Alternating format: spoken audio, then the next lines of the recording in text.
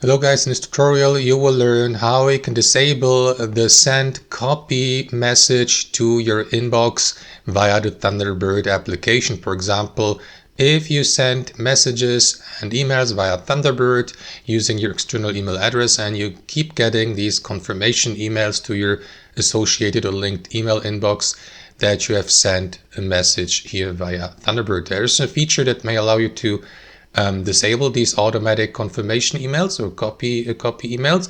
So this is how you can do it, guys. What you want to do is log into your account on Thunderbird, and after that make sure that you logged in with the associated email address.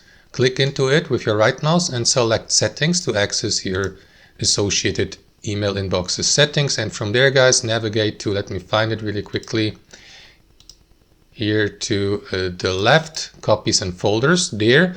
And here under copies and folders, guys, simply disable this option, which is usually set to default or enabled on default. Place a copy in, and that should fix the issue, guys. Please let us know in the comments down below if it did for you. So that's basically it. Thanks for watching, and I'll see you next time.